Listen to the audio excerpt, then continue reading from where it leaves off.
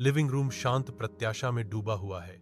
हर कोना अपनी सांस रोककर रखता है। 7 साल की आमना अपनी दुनिया में डूबी हुई बैठी है, उसकी गुड़िया को प्यार से अपनी गोद में पकड़े हुए। अमना की निगाहें भटक जाती हैं अपनी माँ समीरा को देखकर, जिसके लंबे बाल उसकी पीठ पर गिर रहे हैं। अमना की आंखों में अचानक प्रेरणा की एक चिंगारी चमकती है।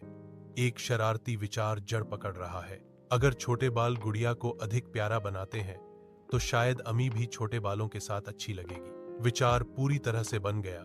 आमना की आंखें नए उद्देश्य से चमकती हैं। रसोई के दिल में समीरा अपनी पाक तैयारियों पर ध्यान केंद्रित करती है। आने वाले कार्य से अनजान आमना चुपके से प्रवेश करती है, उसके नन्हे हाथ में कैंची पकड़े हुए अपनी बेखबर मां की ओर एक उद्देश्य के साथ बढ़ रही है। नरम कैंची की कट-कट रसोई की शांति को भंग कर देती है, क्योंकि आमना की कैंची समीरा के बालों को काटती है। समीरा घूमती है, उसकी आंखें अविश्वास में चौड़ी हो जाती हैं, क्योंकि वह आमना के कार्य की सीमा को समझती है। गुस्सा समीरा को निगल जाता है, क्योंकि वह कामपति है।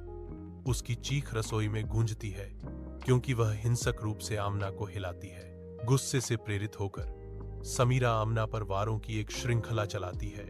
रसोई का वातावरण भावना से भरा हुआ है। धुंधले कमरे में फहद को आमना की सिसकियों की दिल दहला देने वाली आवाज सुनाई देती है। अमना को रोते हुए देखकर उसका दिल टूट जाता है, जबकि उसकी पत्नी उसके ऊपर खड़ी है। फहद की आवाज गुस्से से भर जाती है। तुम्हें अक्ल नहीं है? वह तो अभी बच्ची है, उसे क्या पता? उसकी आवाज दृढ़ है, अंतिम रूप से भरी हुई है। जब तक तुम अपने गुस्से पर काबू नहीं कर सकते, यह घर तुम्हारे लिए नहीं है।